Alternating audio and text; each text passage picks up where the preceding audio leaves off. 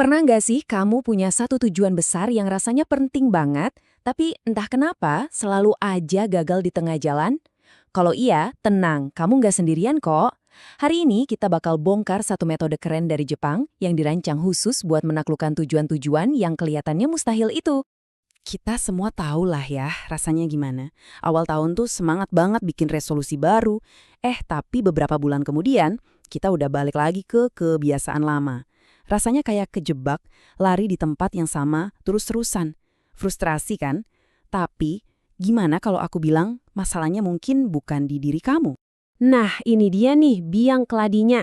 Seringkali kita gagal itu bukan karena kurang niat atau kurang pengen. Bukan.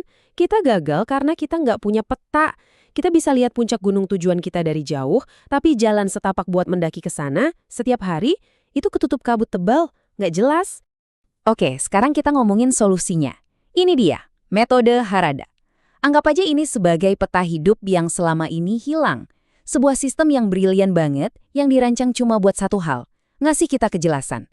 Mengubah tujuan raksasa yang bikin ngeri itu jadi langkah-langkah kecil yang bisa kamu takmukan. Setiap hari. Jadi, apa sih metode Harada ini sebenarnya? Intinya, ini tuh sebuah kerangka kerja visual, kamu mulai dengan satu tujuan utama, kita sebut aja tujuan bintang utara kamu, terus kamu pecah jadi 8 pilar pendukung.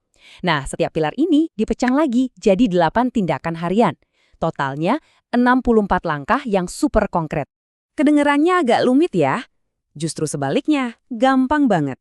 Sekarang, yuk kita masuk ke bagian praktiknya. Aku bakal tunjukin cara ngebangun peta 64 kota kamu sendiri, langkah demi langkah. Kamu pasti kaget betapa sederhananya proses ini.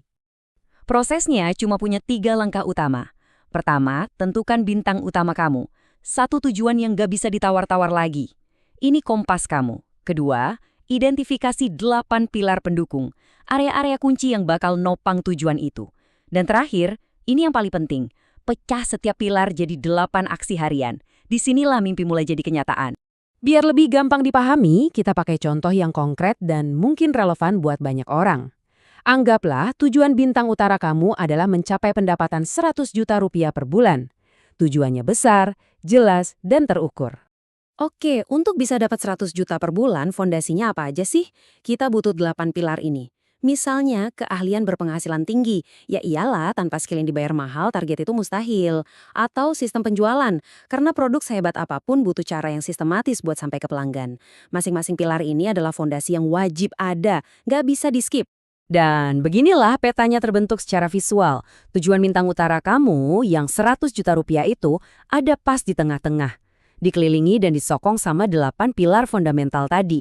Kalau satu pilar aja goyah, seluruh strukturnya bisa ambruk. Semuanya saling terhubung.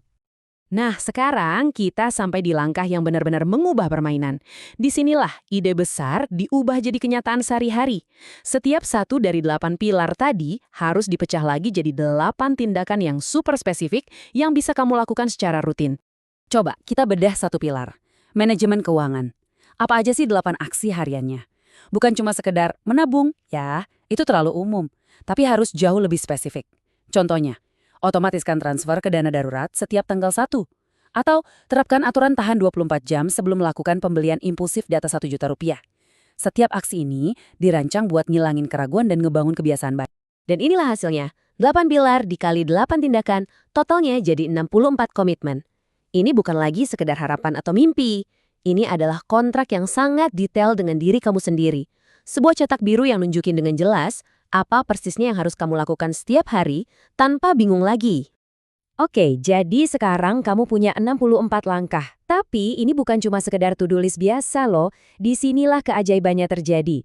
Yuk kita bahas kenapa metode ini begitu kuat. Ini semua tentang psikologi kejelasan dan gimana peta ini secara fundamental bisa memprogram ulang fokus kamu. Coba deh bayangin bedanya. Tanpa peta, hidup tuh rasanya kacau, kita gampang banget keganggu sama hal-hal nggak penting, dan disiplin itu seringnya cuma musiman, pas lagi semangat aja. Tapi dengan 64 titik fokus ini, tiba-tiba kamu punya kejelasan yang luar biasa. Kamu tahu persis apa yang penting, dan yang lebih penting lagi, kamu tahu persis apa yang harus diabaikan. Peta ini jadi filter kamu untuk bilang tidak. Sadar atau enggak, banyak dari kita menderita bias kognitif ini. Kita tahu ada masalah, tapi kita milih buat nggak ngelihatnya karena rasanya nggak nyaman. Kita lebih suka pura-pura semuanya baik-baik aja. Nah, metode Harada ini, dia menghancurkan ilusi itu. Dia memaksa kita untuk melihat kenyataan. Dan kutipan di layar ini benar-benar nonjok banget. Dengan 64 langkah yang begitu jelas, nggak ada lagi tempat buat sembunyi, nggak ada lagi alasan. Peta ini udah kayak cermin. Kalau kamu nggak melangkah dan hidupmu nggak berubah, kamu tahu persis siapa yang pegang kendali. Tanggung jawab penuh ada di tangan. Langkah pertamanya adalah kejujuran yang radikal. Lihat 8 pilar kamu dan kasih nilai dari 0 sampai 10. Di mana posisimu sekarang? Mungkin nilainya 3 atau 4. Ngelihat angka-angka itu mungkin nggak enak, tapi itu bukan buat menghakimi. Itu adalah titik awal kamu. Itulah bensin yang bakal memicu perubahan nyata. Pada akhirnya, inilah fungsi metode Harada, yaitu sebagai jembatan. Jembatan yang super kokoh untuk menyeberangkan kamu dari dirimu yang sekarang dengan segala keterbatasannya menuju versi dirimu di masa depan. Versi diri yang sudah berdiri gagah di puncak gunung tujuannya. Oh ya, dan jangan kepikiran kalau ini cuma buat tujuan finansial aja ya. Keindahan kerangka 8x8 ini adalah fleksibilitasnya. Ini tuh kayak sistem operasi untuk tujuan apapun yang kompleks dan berarti buat kamu. Mau itu karir, kesehatan, atau hubungan. Misalnya, tujuan bintang utara kamu adalah menjadi pemimpin keluarga yang hebat. Pilarnya bisa jadi kesehatan fisik, biar punya energi buat main sama anak-anak, atau ketahanan emosional, biar bisa jadi teladan saat hadapi masalah. Kerangka kerjanya tetap sama persis, kamu cuma perlu ngisi kotaknya dengan apa yang paling berarti buat hidupmu. Jadi, intinya cuma satu. Kejelasan adalah kekuatan. Dan metode Harada ini memberikan kamu kejelasan itu. Pertanyaannya bukan lagi apa yang harus kulakukan, tapi apakah aku mau melakukannya?